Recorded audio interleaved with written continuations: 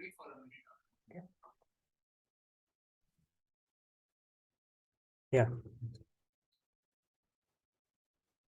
Sir, can you be more like? Can you increase your volume? Is it? No, sir, it's fine. Okay. Yeah, it should be okay. Yeah. I'm little bit sitting little bit far away. Maybe that's the reason.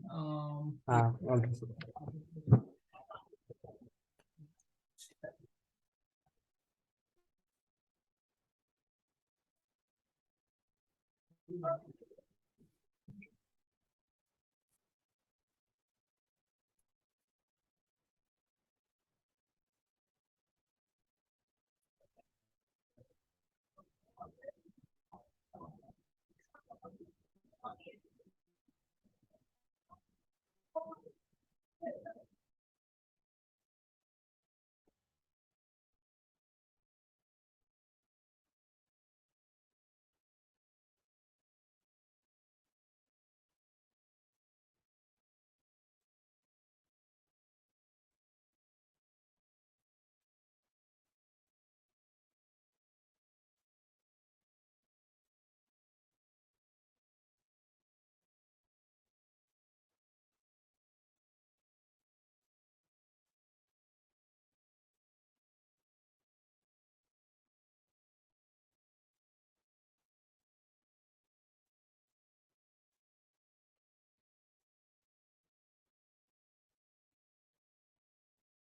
Okay.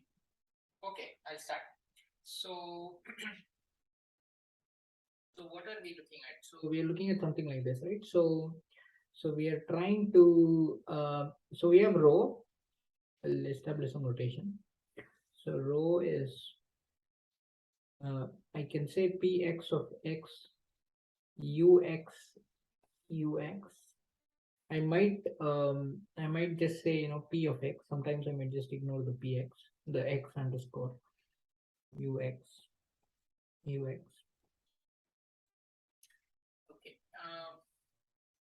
So let me say omega is rho tensor n. Just instead of writing rho tensor n every time, let me do this. So I am looking at so rho belongs to d of h, and h is some dimension. H has dimension d. I want to see if I can squish it down to a lower dimensional space. So let me take, so what I'm looking for something like this, L of H tensor N going to, let's say, I equal to 1 through K, C2, and then I call it a delta. Delta, the decoder map, delta, takes you back from that space, K, so it's a 2 power K dimensional space, and there is an EL from H8 tensor N. So what do you want? You want IR. So first Alice applies the encoder map on the purification, on her component, but essentially the entire purification is getting altered. Whole system is getting altered. Then that squished state qubits are provided to Bob, and then Bob will do kind of a decompression on his component of the state, and hopefully this is small. This is what we are looking at. This we want to go down to 0 for some k by n, right? Some k by n, we want this to go down to 0. So so we are kind of thinking, so 2 power k, we are kind of thinking this should be close to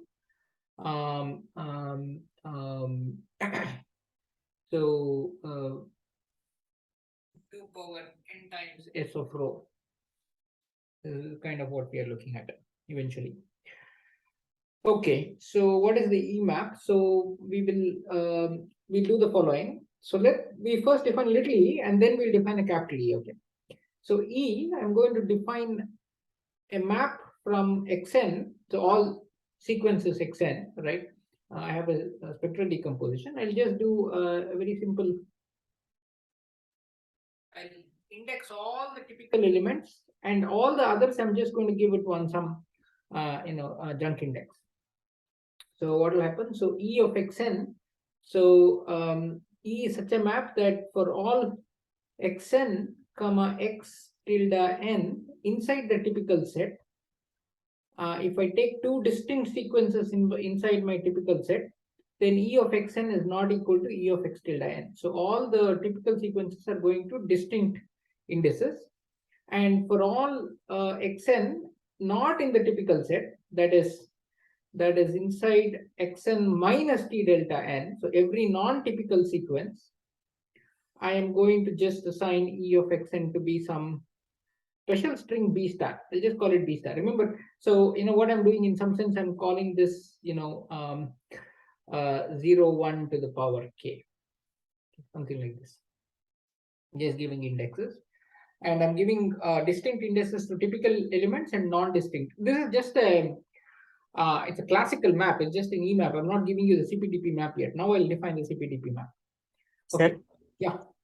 Sir, are the values which are inside typical set given the same value? No. E. Oh, sorry. I meant this. Yeah. Thank you. Yeah. Okay. So all the xn. So so there's xn, right? There's this whole big xn, and then there is this t delta n. Each fellow. So now you have all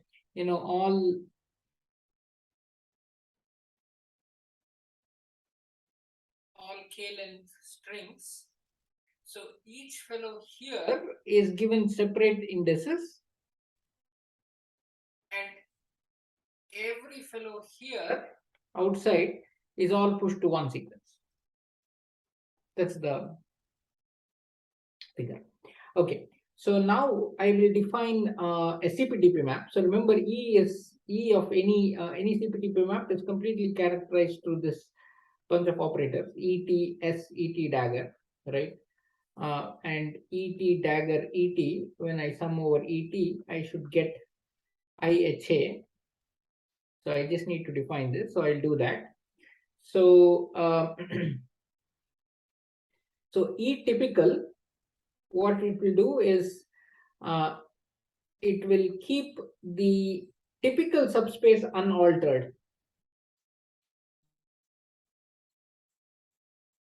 All the typical basis vectors go as is.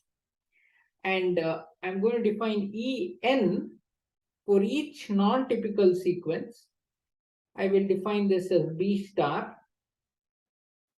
Ux tilde n whenever x tilde n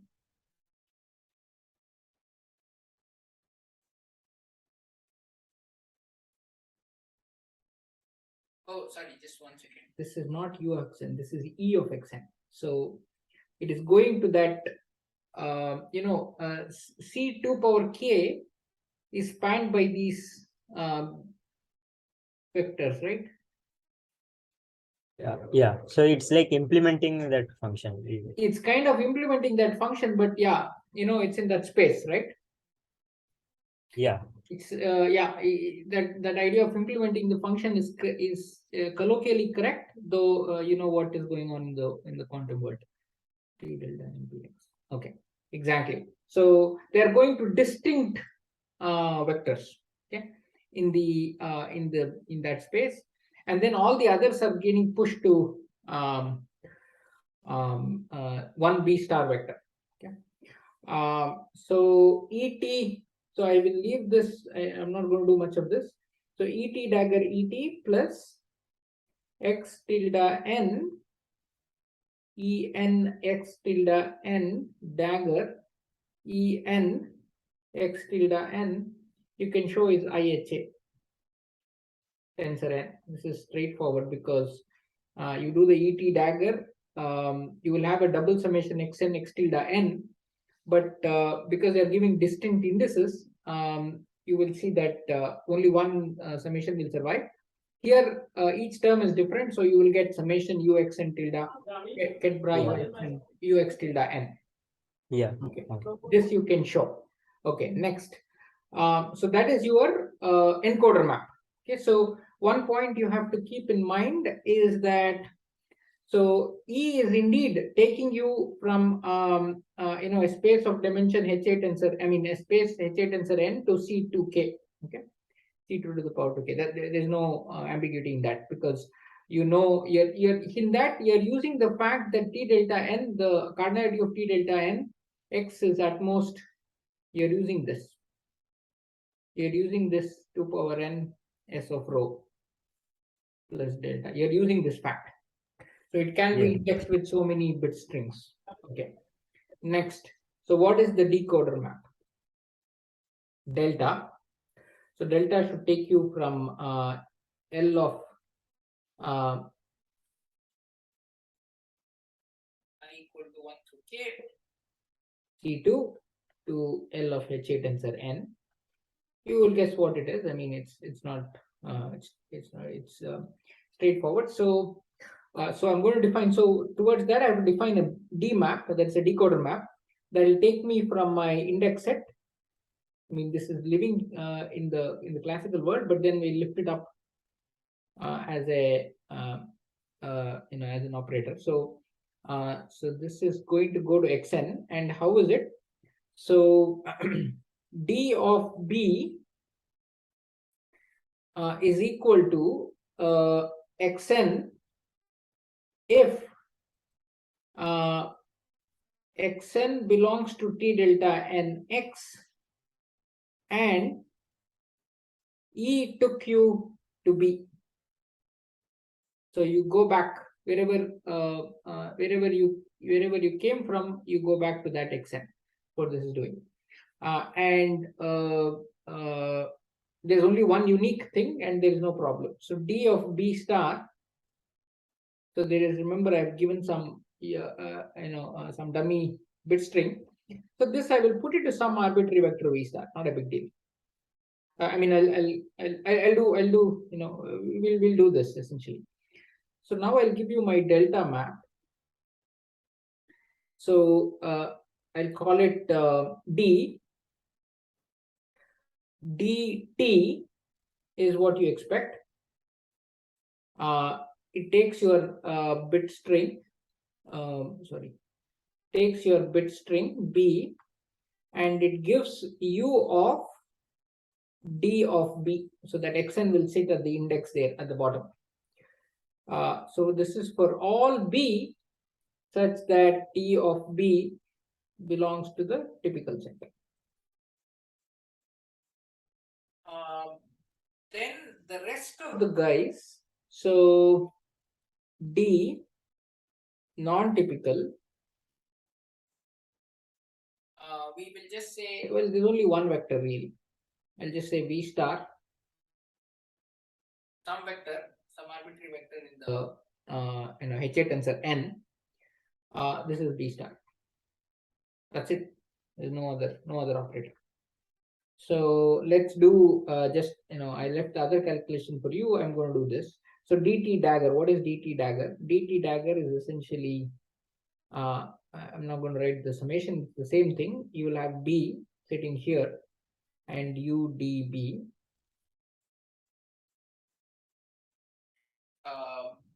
So dt dagger dt, you're going to get something like this. You're going to get b tilde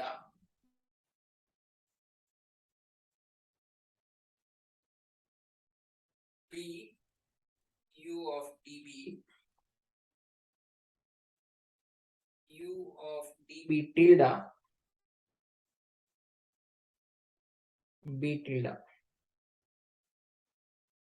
So the b and the b tilde are squished because here distinct b and b tildes are going to distinct uxns, and uxns are all orthonormal. The basis uxn forms an orthonormal basis, and hence you will just get to write it as b or b tilde. I'll just write it as b tilde. So you're going to get this, and then when you add the dn, you will be in that space. Dn dagger dn is going to be b star b star. Little bit of small fudging that is going on, in the sense that you might not have explored that entire space, but it's not a big deal. Okay, so let's write our E and delta map. So E, it's composed of what operators? You have a ET, you have one ET, which is xn, E of xn,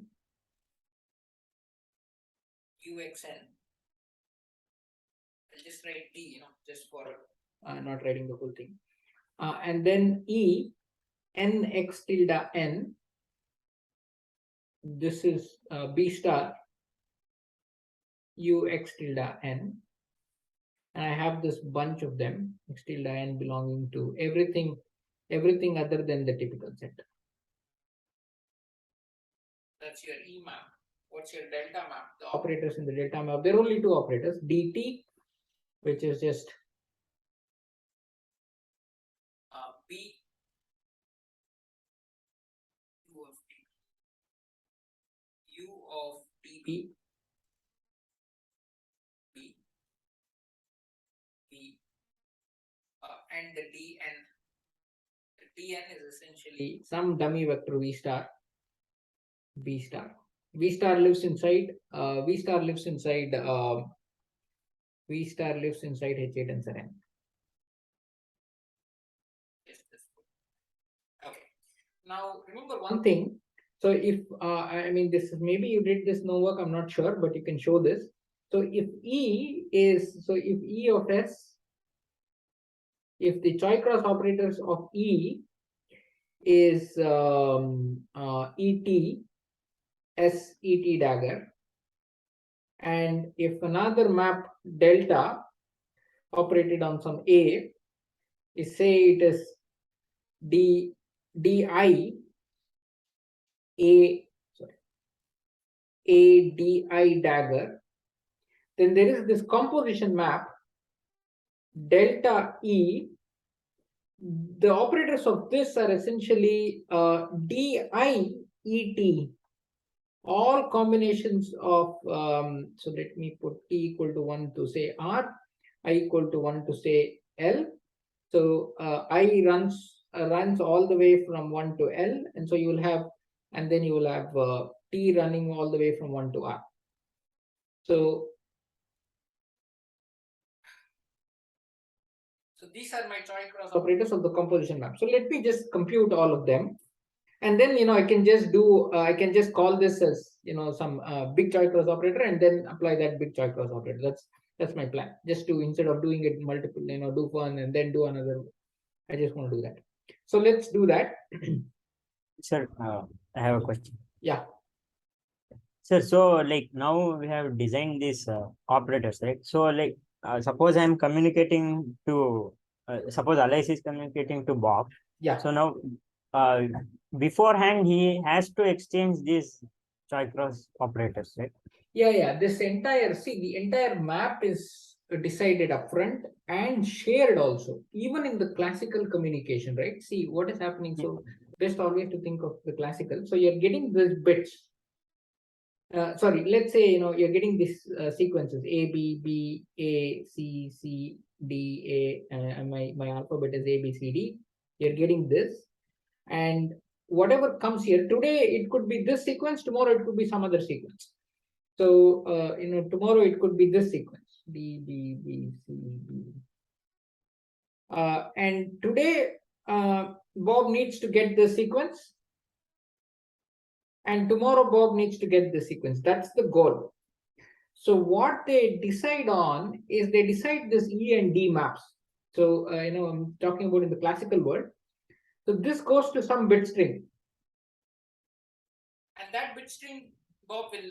So this map E and the D, these are decided upfront. So similarly here, see, remember, if I tell you rho, that doesn't tell the quantum state. It your quantum state is actually phi rho, right, in some sense. Yeah. So Bob simply cannot prepare rho. That's not going to work.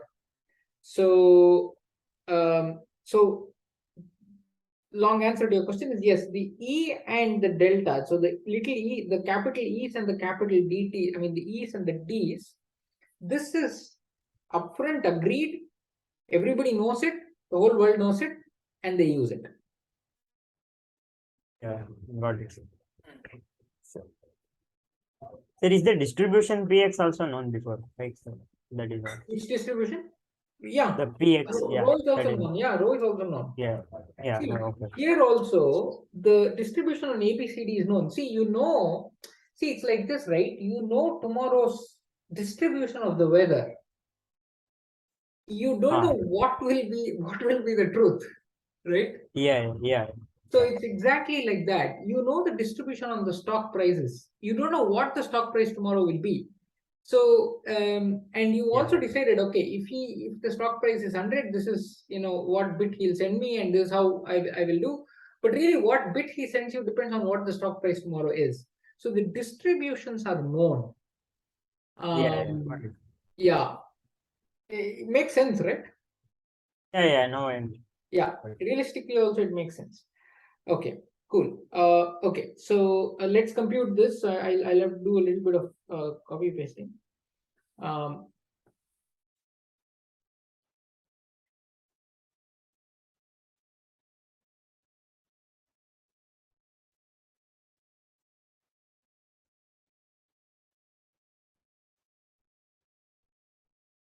okay, so this is my. So I'll have to compute my DIET. So let's do DTET.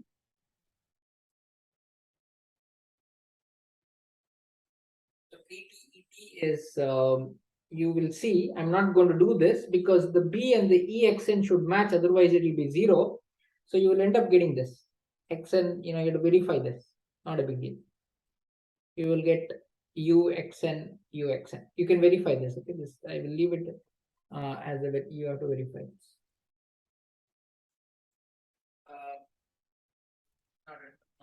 Okay, what is DT EN X tilde? So I will write this a little bit in. So this is you're getting multiplying these two operators. So B and B star are distinct sequences, and hence you will get 0. What is TN ET? So this is true for all X tilde N sitting outside the typical set. And what is DNET? DNET B star, and E of Xn is not B star for any Xn inside the typical set. So this will again be 0. The only thing you will get is DN X tilde. And this, all of them, doesn't matter. I mean, it does matter, but you will all of them will go to V star. So you're going to get something like this: UX tilde N for all X tilde N outside the typical. So we have got our child cross operators of the composition map. What are the child cross operators? The composition map. So delta composed with E. These child cross operators are essentially xn belonging to T delta N Px, Uxn. This is one operator. And the other operator is a bunch of operators, and that's V star Uxn tilde. I'll call this A. Call this A. And call this Bx tilde N.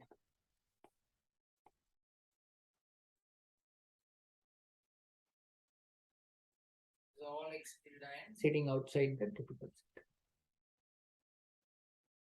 So now let us evaluate. So now we will evaluate IR tensor. So delta followed by IR tensor E, but I write it as IR tensor delta composed with E. You can check this, okay, because the IR will be IR squared IR. So this is, I'm going to operate it on phi omega. Let's write down what is phi omega. So I'm going to just notation. I want to get the notation, okay. So so I will say this. An.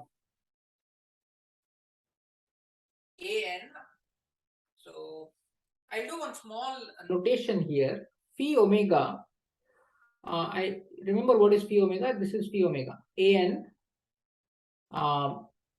P of an root UAN tensor UAN. This is what is phi omega. An belonging to Xn. I'll call this as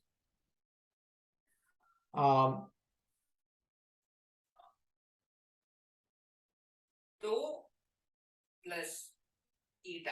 Okay. So tau for typical, eta for n for non-typical. Okay. So what is tau? Tau is just this. Tau is just an inside the typical set. P of an UAN tensor UAN. Eta is. I'm giving you a different proof. So check it out. And I'll ask you to somebody tell me what proof is there in the book. Okay. So this is PAN UAN tensor UAN. So this I'm just writing this as two different vectors. So you note that eta tau is 0, and note that phi omega, just a few things. Phi omega is tau plus tau eta plus eta tau plus eta. Okay, just for will help us later on. Hopefully, let's see. I hope it will help us.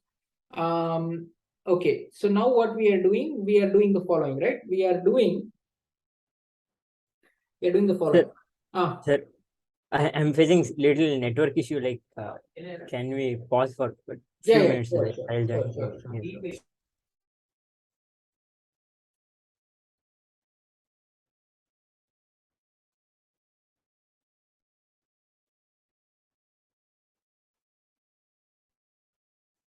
Cool. Okay, so this is what we are doing. So we will compute. So what is this? This is going to be this, right? So it's going to be I on the A applied on phi omega I tensor A dagger. I should be writing it capital A plus bunch of the x tilde n's I tensor B x tilde n. Right? Remember the I'm looking at these guys. B x tilde n operated on phi omega I tensor Bx tilde n. This is what I'm looking at. So let's compute these terms. So okay, I'm going to do a little bit of copy pasting.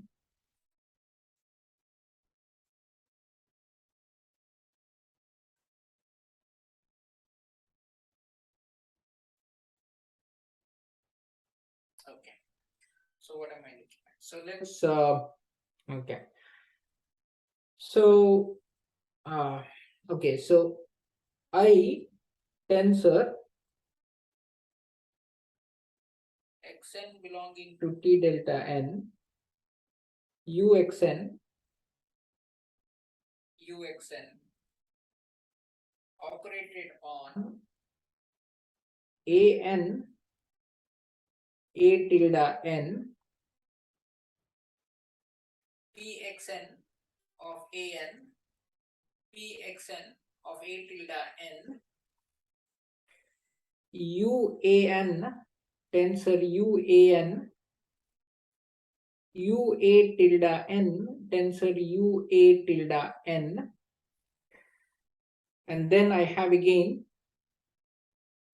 I tensor summation uxn x tilde n. I'm going to write x tilde n x tilde n ux tilde n. This is my first term. Okay. Let me evaluate my first term before I go to the second term because it's going to go crazy.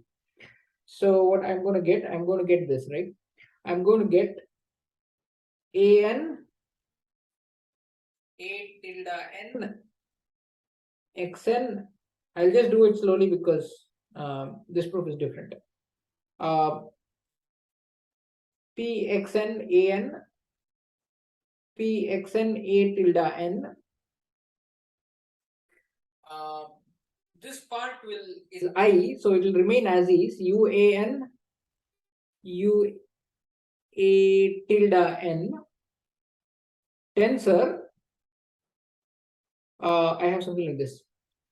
Uxn uxn uan ua tilde n ux tilde n ux tilde n.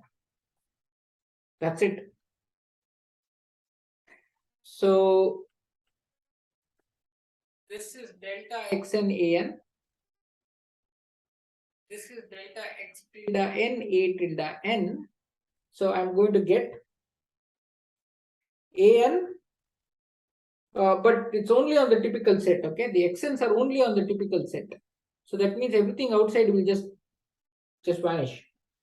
So an sitting inside the typical set, a tilde n sitting inside the typical set, pxn of an times pxn of a tilde n uan tensor uan ua tilde n tensor ua tilde n with the square root. So this is your first term. Now we'll do the second term.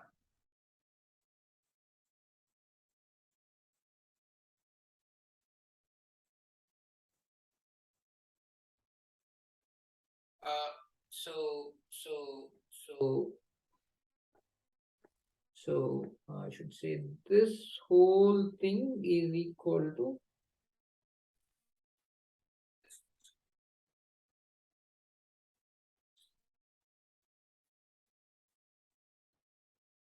that is what is that. Okay, so the red thing will be in the red box now.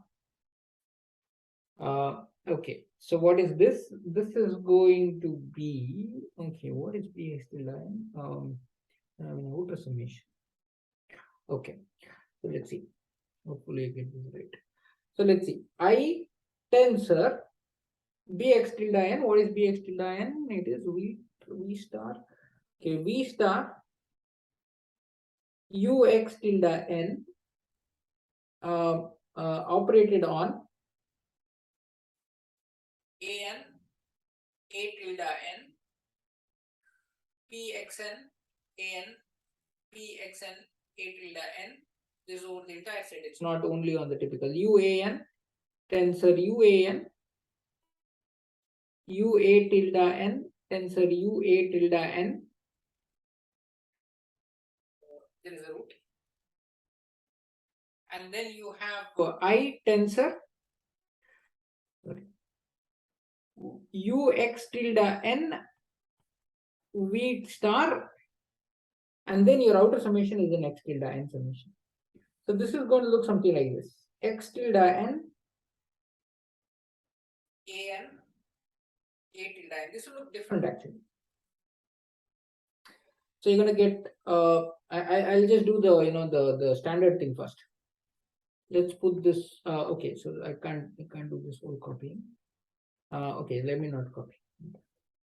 Pxn of an Pxn of a tilde n. Okay, first part is as is, so uan will be there on the ket, and the bra ua tilde n will be as is, the first part tensor. V star operated on ux, so ux tilde n does an inner product with uan, and then a ua tilde n does an ua tilde n does an inner product with ux tilde n. Then I have a v star. Okay, so now you will have delta x tilde n an here, and a delta, yeah, okay, so you have to be careful here. So delta, okay, did I make a mistake?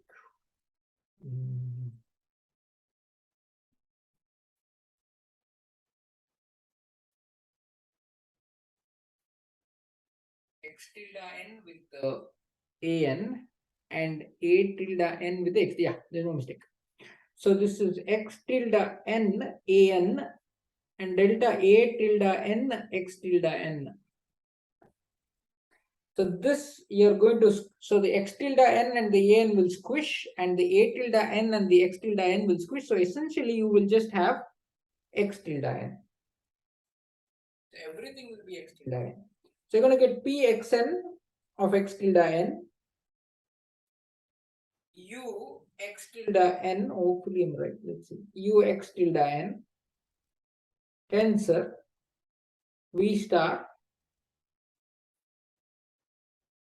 that's it. So what have we shown? So we have shown, so I'm going to write, I'm going to put this in the red.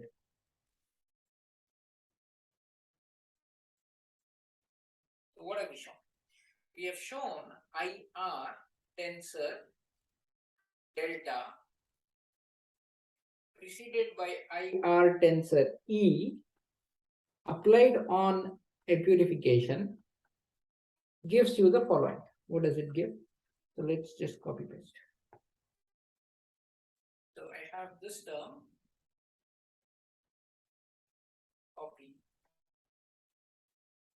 paste, and I have this term.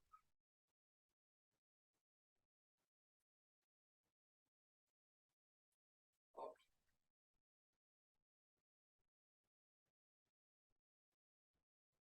Okay, so this is what I have. Remember, what am I after? I'm after this. I'm after IR tensor delta applied on IR tensor E. When I apply on my purification, that should not perturb the change state too much. So this has to be low. Okay, let's recognize these two terms. So I'll call this term 1 and I'll call this term 2. Okay. I claim, remember we had done some notation. So remember this notation. This notation.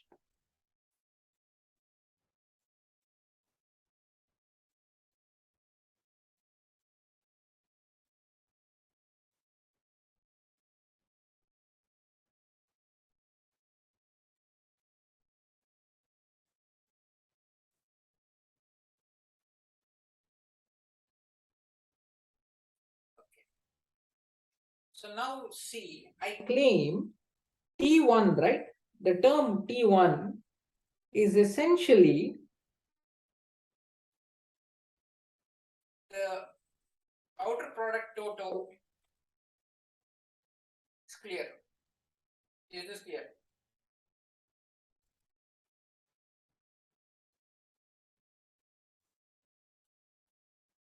Yes, sir. Okay. And so what do we have? We have something like this.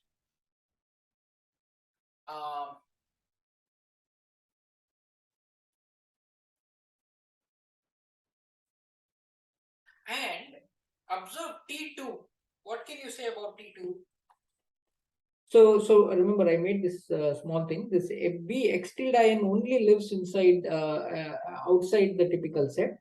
So all the B X tilde n's live outside the typical set. So this is actually over the not outside the typical set. So you have something like this.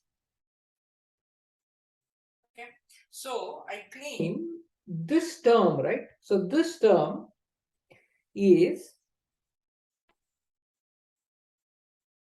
tau plus T2, the term, so T1 I'm writing it as is, T1 I'm writing as tau, T2 I'll write it as is, minus phi omega, I can write it as like this, tau minus eta, tau minus tau eta minus eta eta.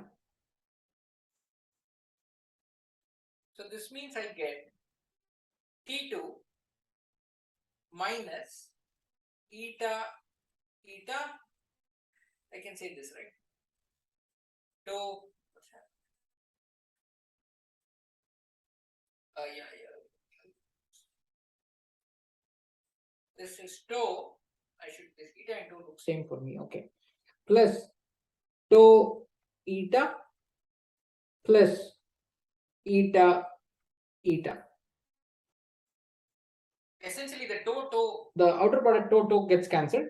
The rest of the four terms, the rest of the three terms are there as is with the T2. Okay. So now I will tell you what is T2. T2 is this object. What can you say about T2?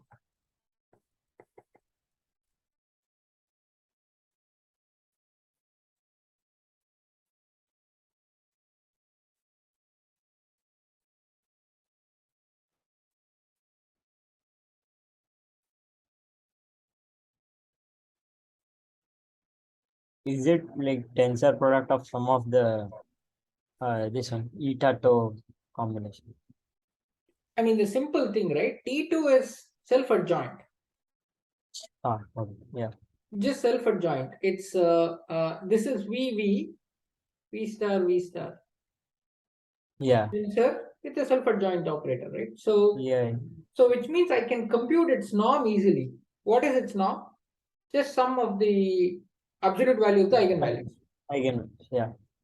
Here the eigenvalues are also positive. Oh yeah. So that means this can be easily computed. So I know what is T2. What is T2? Norm T2 is essentially xn. Epsilon. Yeah, T delta n Px. So this is just Pxn of x tilde n. So this is small. So 2 power minus n times something. Okay, so that means I will use the triangle. So that gives me an idea that possibly I can split it and use the triangular inequality. So this is lesser than equal to triangular inequality.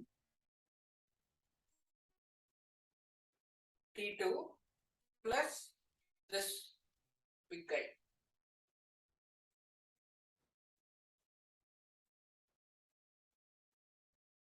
Right. Okay. This is the first term is gone. What about the second term? What do we do with the second term?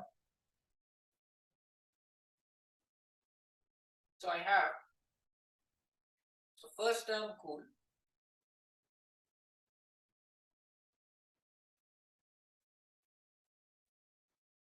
What about the second term?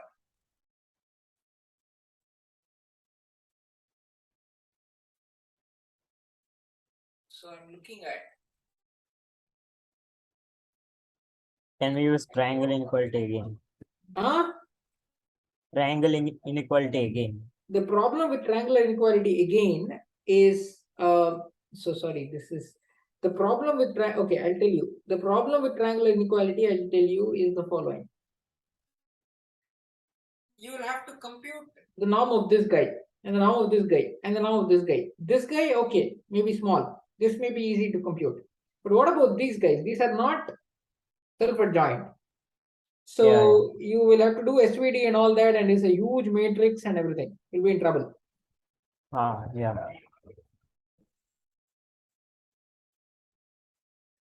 So if you are okay, so I'll just say this for the people who are going to see the video. So for people of you who are seeing kind of the video, stop here and do it yourself. Okay. I will proceed. I mean, try it yourself for some time and don't give up. But I'll just proceed. So what I'll do is I claim this is the following, right? This is. Can I say? So what do I know? This is kind of what I showed previously. Phi omega is tau plus eta tau plus eta plus tau eta. So Phi omega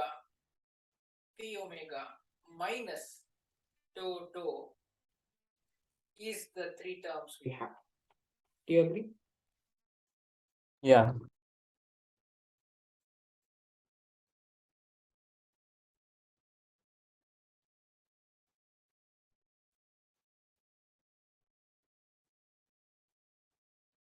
Now this we can compute because we know relations for this, right? This is what you did in the homework. So Yeah, this yeah. is 1 minus something, right? So you will have something like you will actually get something like this p omega tau, but there will be some scalar. I have to check this, but you can actually compute this. I think you might have. Wait, let me double check this.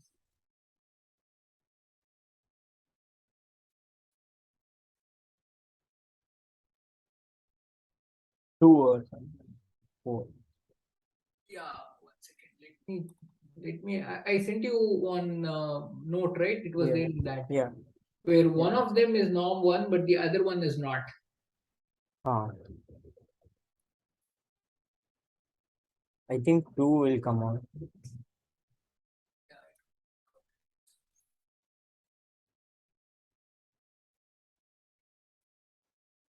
Do you recall the note I sent you? Can you pull that and tell me what I forgot in which.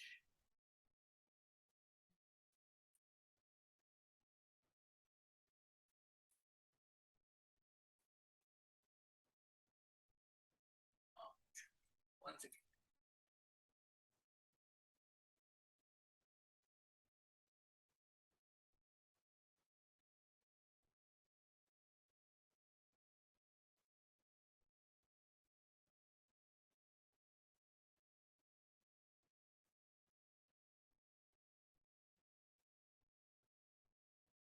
There will be one norm term. 1 second. I think it's this. Yeah. So I had the following. So I'll write this bound and I'll leave this. This is actually you actually solved this as part of the homework. So suppose yeah. So beta beta minus alpha alpha. This is less than equal to where I have my beta to be 1. So it's exactly kind of the circumstance. So 1 minus alpha alpha whole squared plus 4 alpha alpha minus 4 alpha beta beta alpha. Did you get an equal condition? Did you get an equality or do you remember? Yeah. Equality. This is not equal, right? This condition is not Yeah, equal. yeah. What we got is like square root of mod u square plus mod v square whole square minus 4 times mod u square mod v square and the inner product between the unit vectors along. Okay, I think alpha beta. So oh, okay. So I think this is equal. I think this is equal. Yeah, that day you said it is equal. Minus 6 whole squared, and here I have.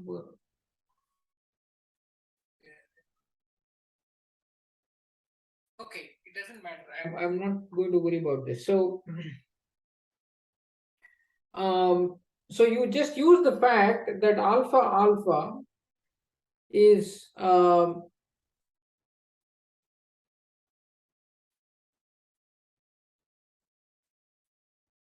you just use the fact that alpha alpha is greater than 1 minus epsilon, and you will show that this is small. I have not got the e. So can you tell me what is this equal to, Srinidhi? Do you remember? Yeah, like I remember the equation in the homework. Yeah. Yeah, that is square root of Ah, mod beta square plus mod alpha square whole square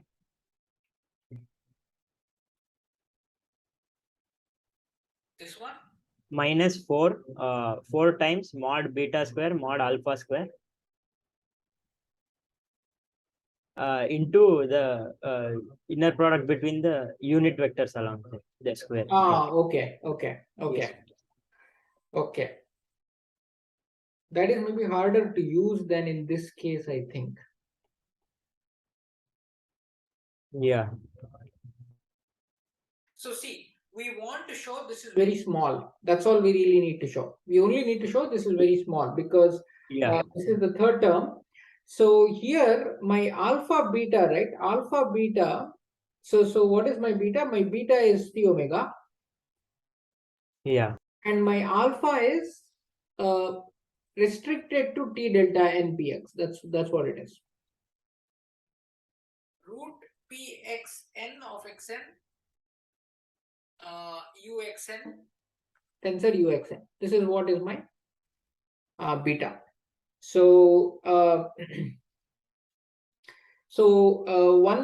okay. So we can compute this right now. We can actually compute this. So Yeah. 1 minus alpha alpha whole squared plus 4 alpha alpha minus 4 alpha beta beta alpha. So we can actually compute this. So 1 minus alpha alpha whole squared is 1 minus probability of xn belonging to t delta nx. And this whole square plus 4 times probability that xn belongs to t delta nx minus 4 times probability that xn belongs to t delta nx, because this you will essentially get all the terms in the summation.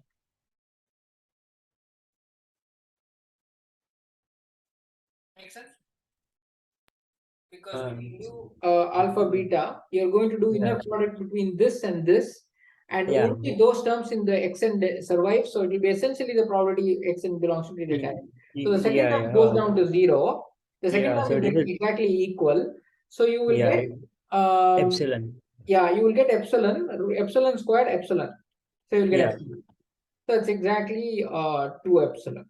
So you're going to get an epsilon from the first term and an epsilon from the second term, and you're going to get this to be so this is going to be epsilon, and the first term is epsilon, so you get 2 epsilon. So you'll end up showing that. So I'll just write this down. So it is essentially we're performing a general measure. Yeah, you're right. That's one way to think of it. So the book does it differently. He uses the general measurement. I thought I'll do it more explicitly, and so I end up getting this. So this is less than equal to T2 plus P omega minus tau. This is what I showed. And this is less than equal to epsilon plus epsilon, which is 2 epsilon. And you can shrink it down to 0. So you're ending up getting dimension to be k. So what is this? So 2 power k should be close to 2 power should be close to exp n times s of rho. Whatever that exp, the log, whatever the log. So remember s of rho is minus trace of rho log rho. So whatever the log base you took, the same exponent you should take here. So this is going to be something like this, 2 delta. So what is our 2 power k can be written as exp k log 2 to the same base. So I need k log 2 to be close to s of rho plus 2 delta. So which means my n times. So my k by n should be s of rho plus 2 delta divided by log 2. So that's exactly. So the normalization, the log 2 is just the normalization. So check it out. So this is your Schumacher compression. So so this proves it. Questions? So what else? I will just for completeness just write the definitions and then kind of definition. I did this even for the classical case. So suppose rho belongs to D of H.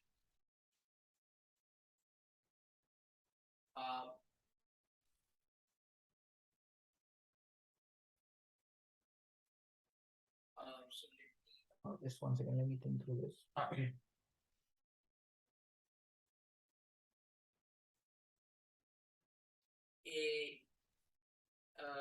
quantum state compression scheme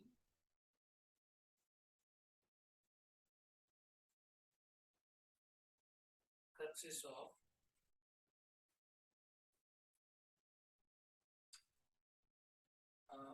one, a k-dimensional qubit, 2 power k-dimensional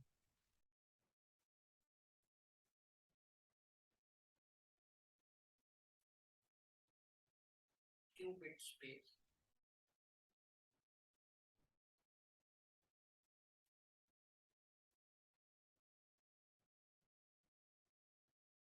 a CPTP map,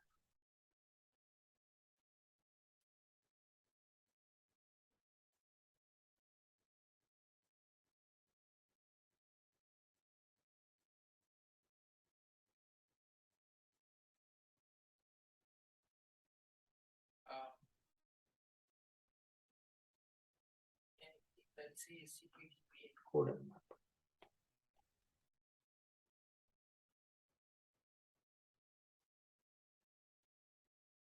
A CPTP decoder map.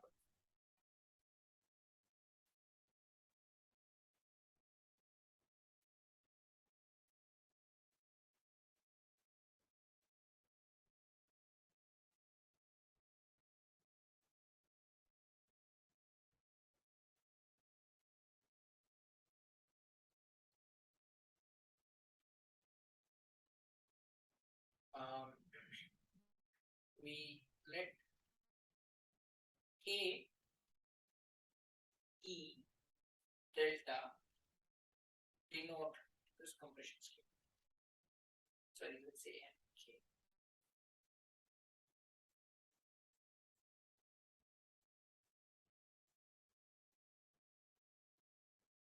Definition.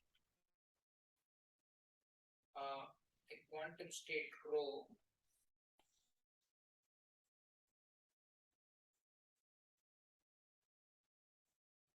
can be compressed to rate R if for every epsilon greater than 0, there exists an index that depends on that threshold n epsilon, such that for all block lengths in some sense, n greater than n epsilon, there exists a quantum state compression scheme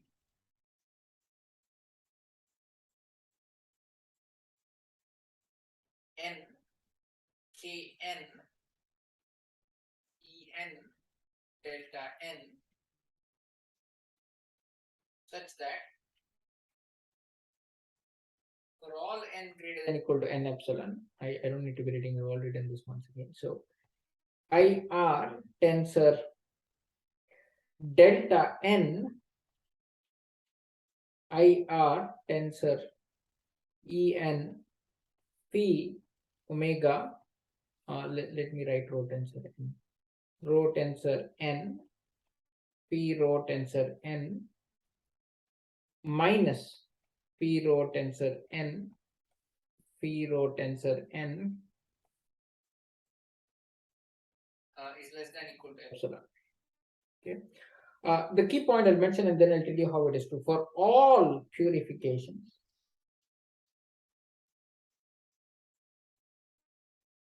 P rho tensor n of rho tensor n. Definition. So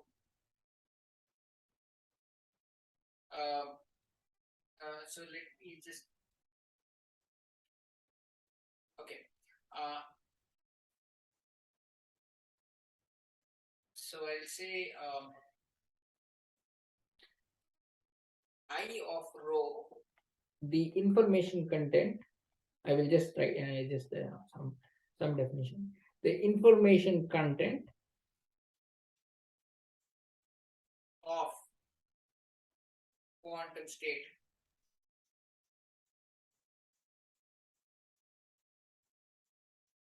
is defined as I'll just call it I of rho if all rates are such that rho can be compressed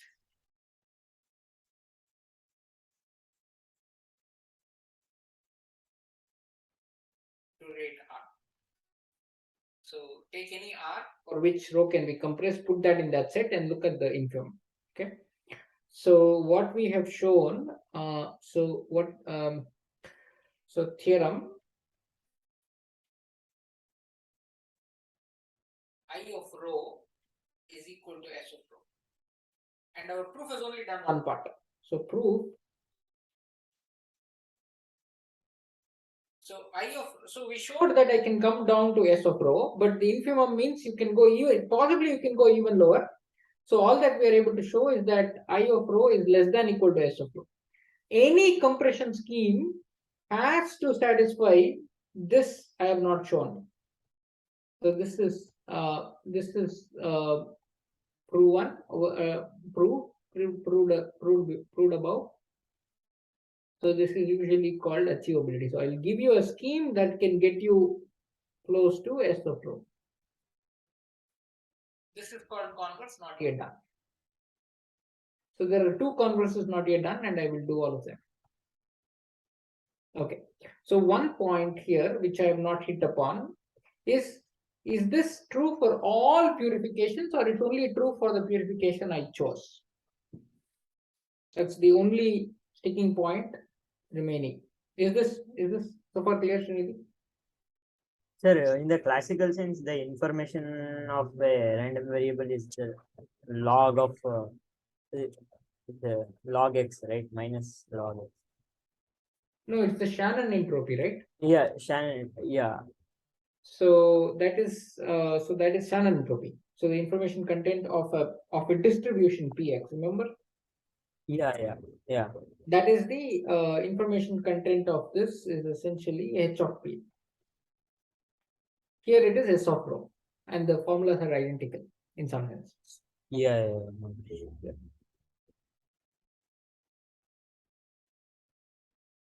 The only point missing is that whatever thing I did, right? I only showed for one purification. Yeah. Took the route, which is, I mean, I don't know what is it called. It may be sometimes called standard purification. But why is it true for any purification? So I claim that scheme. So what I'm claiming is that scheme. So I took the phi, rho, and seren in a particular form. If somebody else took a different purification and did exactly the same scheme that I did, even for him also he'll be able to show it is less than epsilon. So if I take a phi tilde n, and this is the only point I have not proved, and I will leave that. It's just a one line. I mean, it's a one line argument, but possibly it's good for me to leave it for you to do it. So Sir, also one question. So here R is the k by n, and as we are taking the infimum, so like it will go down to S of rho. correct, because you can choose your delta small, right? Yeah. So for any delta, you can go S of rho plus 2 delta. So for any delta, so that means you can go almost to 0. Yeah. Yeah. So that's your S of rho. Yeah. Yeah.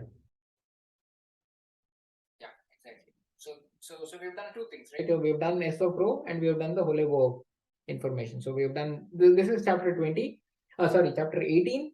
But the proof there again in the book is different. So I mean, what I mean, what is the point in me just repeating the same proof, right? I should give you a different proof. So that proof is different, and I suggest you to go through that proof. This is more hands-on, like bare hands kind of a thing.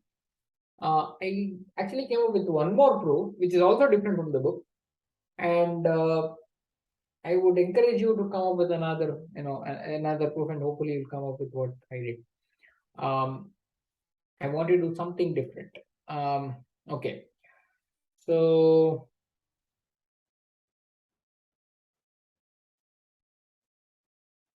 let me see what else is there in the book that is worth maybe mentioning. Just 1 second, please.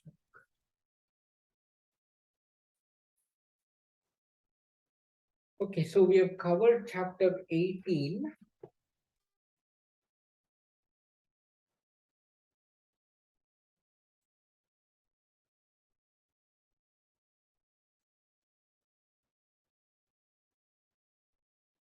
I will actually next do the covering lemma, which is chapter 17. Okay, so you know, quantum data compression, direct coding theorem. Okay, I haven't done the converse. He does one example, possibly variations on the quantum theme, on the Schumacher theme. Not much is there in this chapter actually. You can leave the rest. I mean, I've done the important part.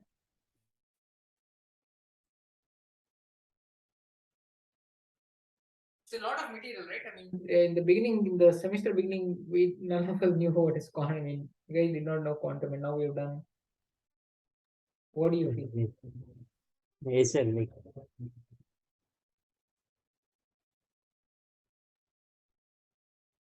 Okay, cool.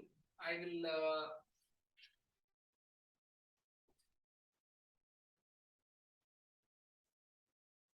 Yeah, I can actually give a couple of exercises from here. I'll have to do the converts. So maybe, yeah, okay. I think I mentioned one point. Yeah, maybe this is a good.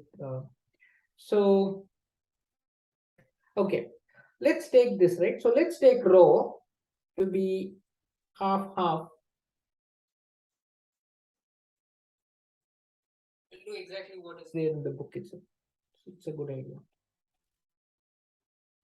See, it so if you look at this, right, it is not clear.